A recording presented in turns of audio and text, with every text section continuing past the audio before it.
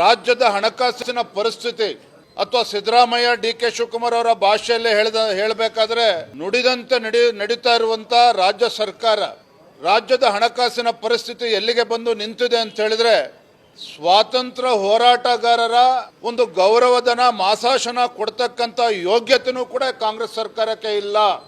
4.85 ಕೋಟಿ ಸ್ವಾತಂತ್ರ್ಯ ಹೋರಾಟಗಾರರ ಮಾಸಾಶನವನ್ನ ಕೊಡದೇನೆ ತಡೆ ಹಿಡಿದಿರ್ತಕ್ಕಂಥದ್ದು. ನಾವಿದನ್ನ ಪ್ರಶ್ನೆ ಮಾಡಿದ್ರೆ ರಾಜ್ಯದ ಆರ್ಥಿಕ ಪರಿಸ್ಥಿತಿ ಬಹಳ ಚೆನ್ನಾಗಿದೆ ಅನ್ನುವ ಮಾತನ್ನ ಸನ್ಮಾನ್ಯ ಸಿದ್ದರಾಮಯ್ಯರು ಹೇಳ್ತಾರೆ.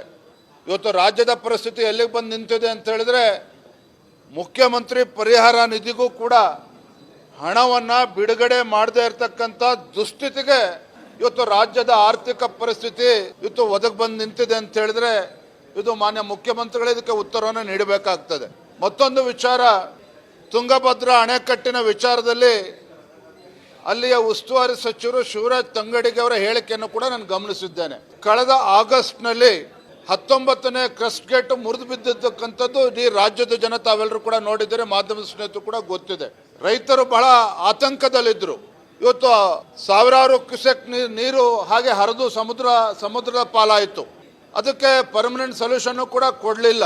ಇವರು ತಡ ಮಾಡಿ ಇವತ್ತು ಅದರ ಒತ್ತಡ ಇನ್ನಿತರ ಗೇಟ್ಗಳ ಮೇಲೂ ಬಿದ್ದಿರೋ ಪರಿಣಾಮವಾಗಿ ಎಲ್ಲ ಕ್ರಸ್ಟ್ ಗೇಟ್ಗಳನ್ನು ಕೂಡ ತುಂಗಭದ್ರಾ ಡ್ಯಾಮ್ನಲ್ಲಿರ್ತಕ್ಕಂಥ 33 ಕ್ರಸ್ಟ್ ಗೇಟ್ಗಳನ್ನು ಕೂಡ ತತ್ಕ್ಷಣ ತುರ್ತಾಗಿ ಬದಲಾವಣೆ ಮಾಡಬೇಕಾಗಿರ್ತಕ್ಕಂಥ ಪರಿಸ್ಥಿತಿಗೆ ಒದಗಿ ಬಂದಿದೆ.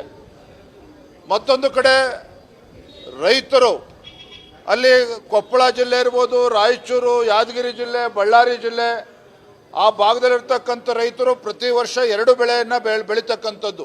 ಆದರೆ ಸಚಿವರ ಮತ್ತು ರಾಜ್ಯ ಸರ್ಕಾರದ ಬೇಜವಾಬ್ದಾರಿತನದಿಂದ ಇವತ್ತು ರಾಜ್ಯ ಸರ್ಕಾರ ಅಥವಾ ಸಂಬಂಧಪಟ್ಟ ಸಚಿವರು ಟಿಬಿ ಬೋರ್ಡ್ ಏನಿದೆ ಅಲ್ಲೂ ಕೂಡ ಚರ್ಚೆ ಮಾಡಿ ಒತ್ತಡ ಹಾಕದೇ ಇರತಕ್ಕಂಥ ಪರಿಣಾಮವಾಗಿ ಈ ಬಾರಿ ರೈತರು ಒಂದೇ ಬೆಳೆಗೆ ಇವತ್ತು ತೃಪ್ತಿ ಪಡ್ಕೊಳ್ತಕ್ಕಂಥ ಒಂದು ಸಂದರ್ಭ ಕೂಡ ಇವತ್ತು ಒದಗಿ ಬಂದಿದೆ.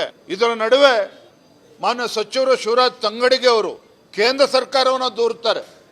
ಕೇಂದ್ರ ಸರ್ಕಾರವನ್ನು ದೂರ್ತಕ್ಕಂಥದ್ದು ಇವರು ಇಂಥ ಸಂದಿಗ್ಧ ಪರಿಸ್ಥಿತಿನಲ್ಲಿ ಟಿಬಿ ಬೋರ್ಡ್ ಮೀಟಿಂಗಲ್ಲಿ ಕರೆದೇನೆ ಅಲ್ಲಿ ಒತ್ತಡ ಹಾಕ್ದೇನೆ ತತ್ಕ್ಷಣ ಸಚಿವರು ಕ್ರಿಯಾಶೀಲ ಆಗದೇನೆ ಮನೇಲಿ ಮಲ್ಕೊಂಡಿರ್ತಕ್ಕಂಥ ಪರಿಣಾಮ ಇವತ್ತು ರೈತರು ಸಂಕಷ್ಟವನ್ನು ಎದುರಿಸ್ತಾ ಇದ್ದಾರೆ, ಇವತ್ತು ಆತಂಕದಲ್ಲಿದ್ದಾರೆ. ಇವರ ವೈಫಲ್ಯವನ್ನು ಇಟ್ಕೊಂಡು ಇವತ್ತು ಕೇಂದ್ರ ಸರ್ಕಾರವನ್ನು ದೂರ್ತಕ್ಕಂಥದ್ದು ಈ ವಿಚಾರದಲ್ಲೂ ಕೂಡ ಇವತ್ತು ಸದನದಲ್ಲಿ ಇವತ್ತು ರಾಜ್ಯ ಸರ್ಕಾರಕ್ಕೆ ನಾವು ಒತ್ತಡವನ್ನು ಕೂಡ ಹೇರೋರಿದ್ದೇವೆ.